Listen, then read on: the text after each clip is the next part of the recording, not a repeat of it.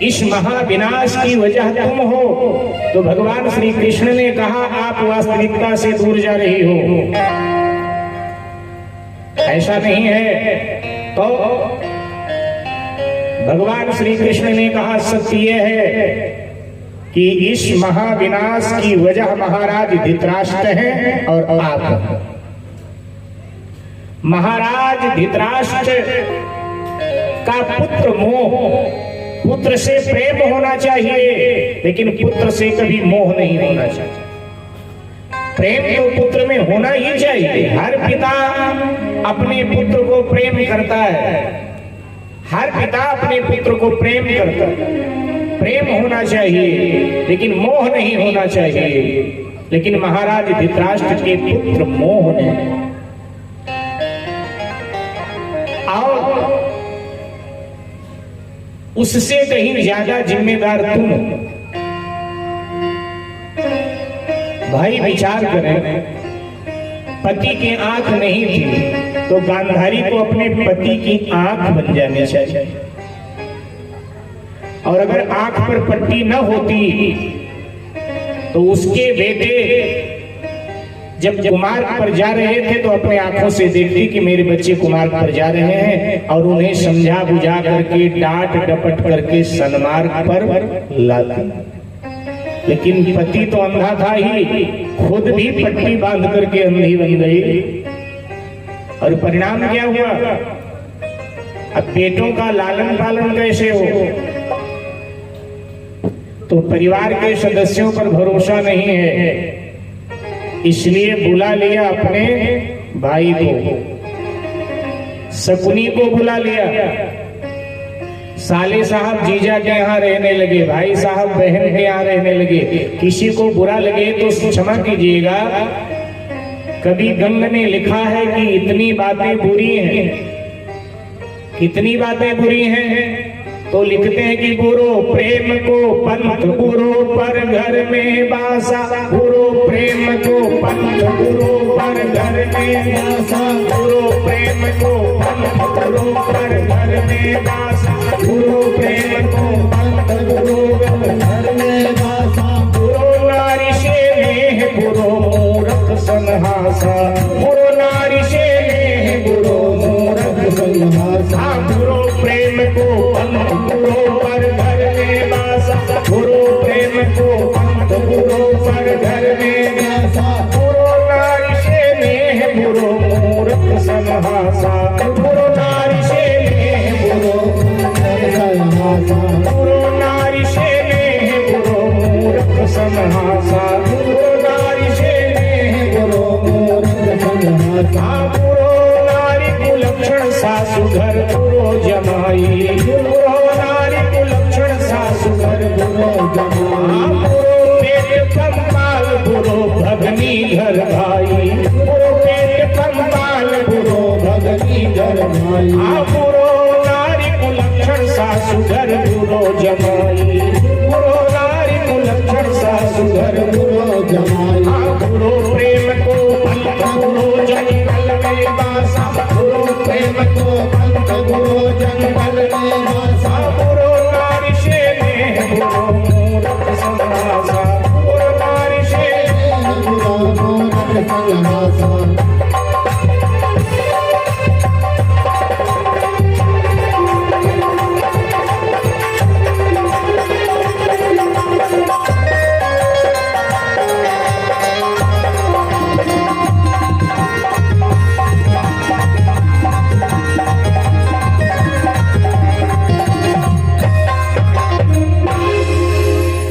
जगत प्रेम का पंथ बुरा है। ध्यान दीजिए, जगत प्रेम का, जगदीश प्रेम का नहीं, जगत प्रेम का पंथ बुरा है। जगत प्रीति मत करियो रे मनुआ, जगत प्रीति मत करियो।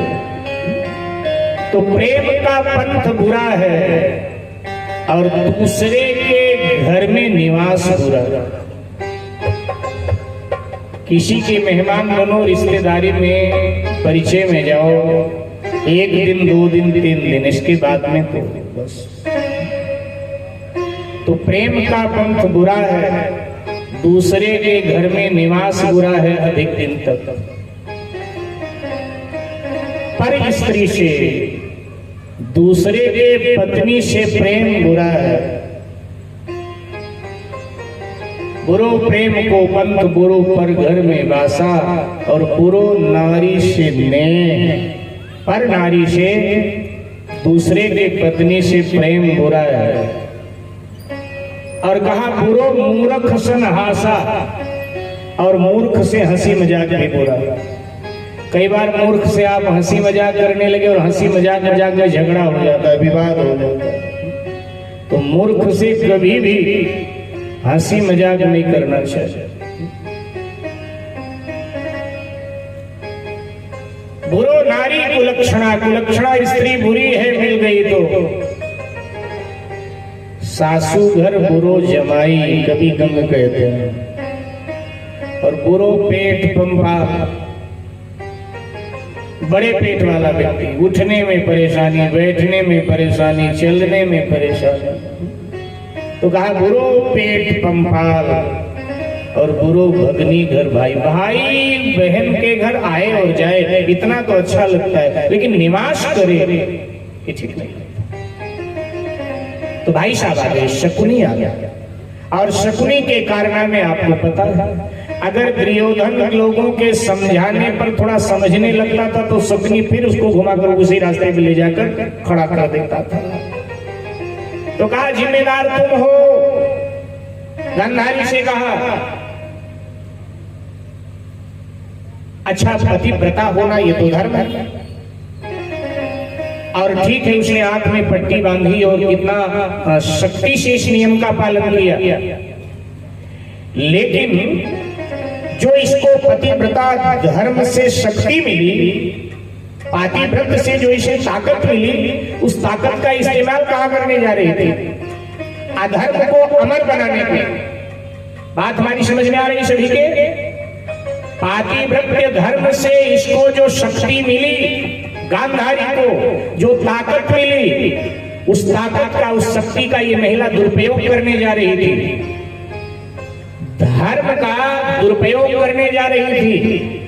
धर्म का दुरुपयोग करके ये अधर्म को अमर बनाना चाहते थे। और जैसे व्यक्ति धर्म का दुरुपयोग करता है तो भगवान रास्ते में आ जाते हैं कान पकड़ने के लिए। तो धर्म का दुरुपयोग करेगा। तो ये धर्म का दुरुपयोग कर रही थी। कौन सा दुरुपयोग बताएंगे? कोई बहन बताएगी जी? क्या कहने बहन जी? क्या करे बहन जी? बोलो बोलो।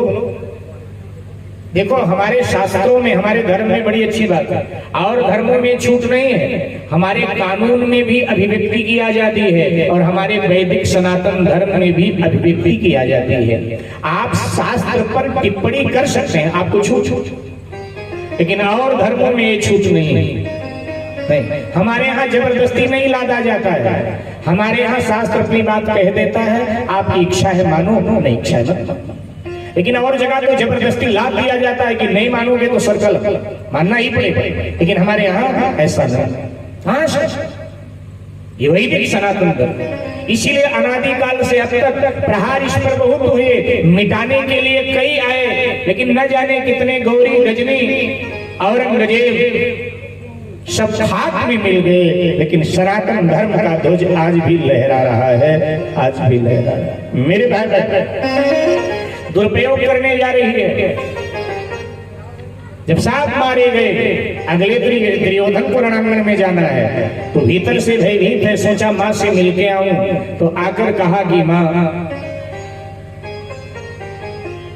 कल मुझे युद्ध में उतरना है, सब मारे गए। कल तू जाएगा बेटा? हाँ। तो सुन, कल स्नान करके मेरे महल में एकदम नग्न होकर आना। मैं आग की पट्टी खोलूंगी और पतिव्रता धर्म के बल से मैं तेरे शरीर को वज्र बना दूंगी, और फिर तू मारा नहीं। अब भगवान तो जानी जान है, ये महल में बोली उन्होंने कुरुक्षेत्र में सुन लिया।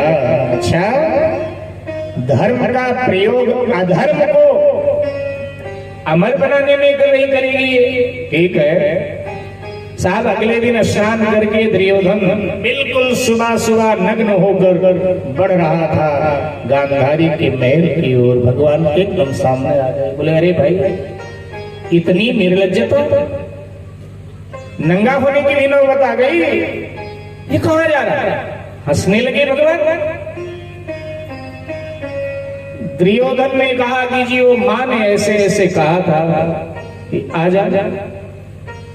तो अब भले अपनी मां के सामने जा रहा है, अपनी लज्जा को तो ढक लेता, लेकिन हाँ तुम कौरवों को क्या कहा जाए, तुम स्वभाव से भी नंगे हो लेकिन आज शरीर से भी नंगे हो गए, क्या कहा जाए तुम?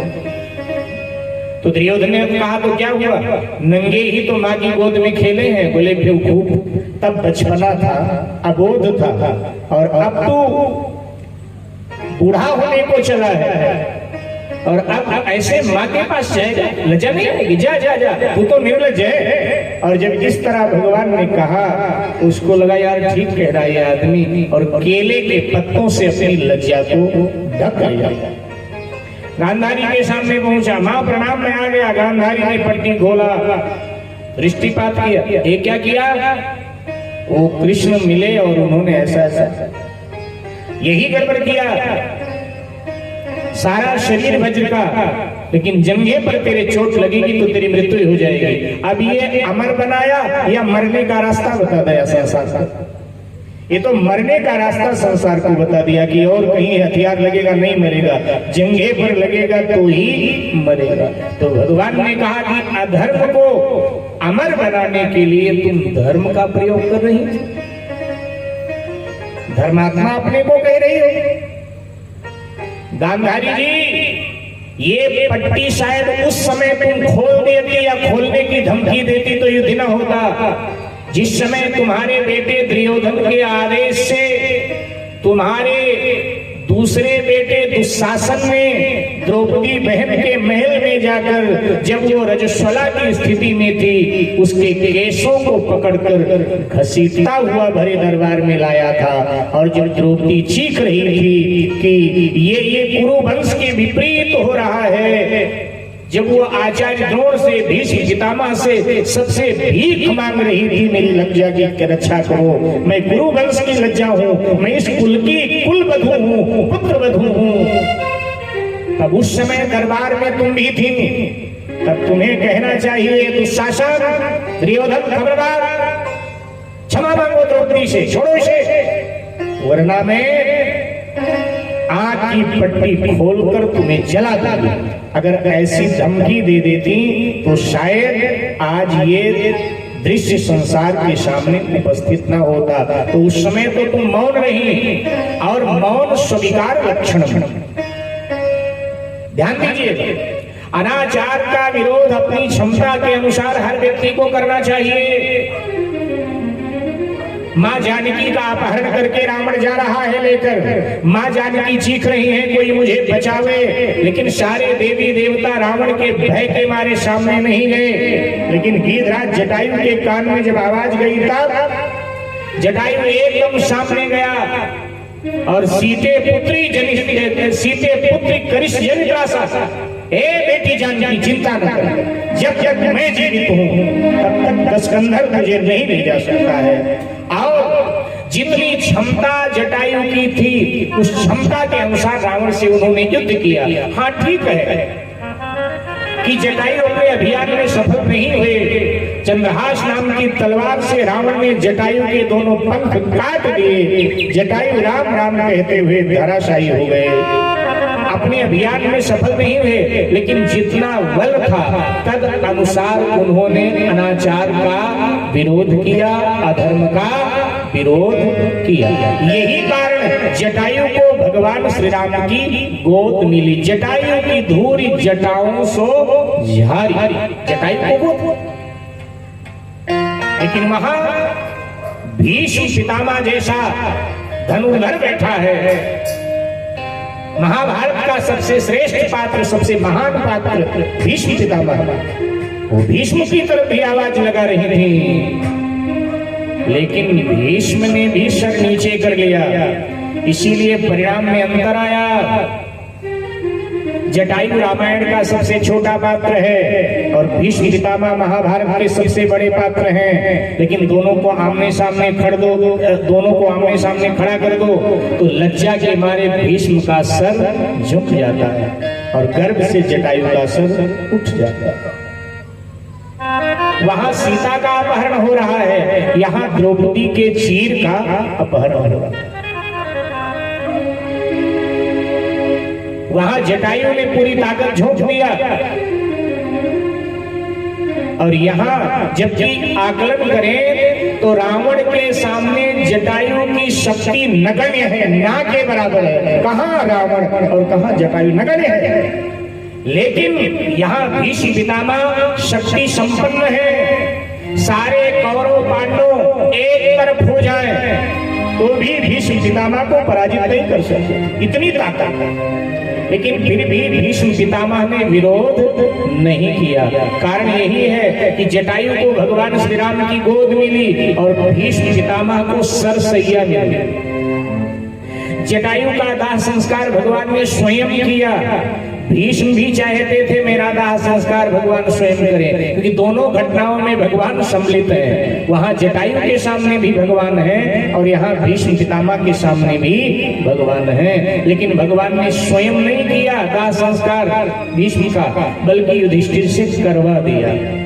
वहां यहाँ भीष्म पितामह भगवान की 11 श्लोकों में स्तुति करते हैं, तब भगवान एक दृष्टि भीष्म पितामह पर डालते हैं, लेकिन वहां भगवान स्वयं जटायु की स्तुति करते हैं। वहां स्वयं भगवान स्तुति करते हैं और स्तुति करके जटायु से कहते हैं, जब जटायु भगवत धाम में प्रवेश करने लगे भगवान के हम सकल होकर, तो जटायु से भगवान ने कहा कि जटायु जी, ये मैंने अपना धाम तुम्हें नहीं दिया है कि दया करके मैंने आपको अपने धाम में भेज दिया, ऐसा नहीं। तो भगवान कहते तात कर्म ते निज गति पाए, ये जो गति आपको मिल रही है आपके कर्मों ने आपको दिया है। क्योंकि एक नारी का जब अपहरण हो रहा था तो एक नारी की रक्षा के लिए आपने अपने आप को बलिदान कर दिया, परिणामतः आपको मेरे धाम की प्राप्ति हुई।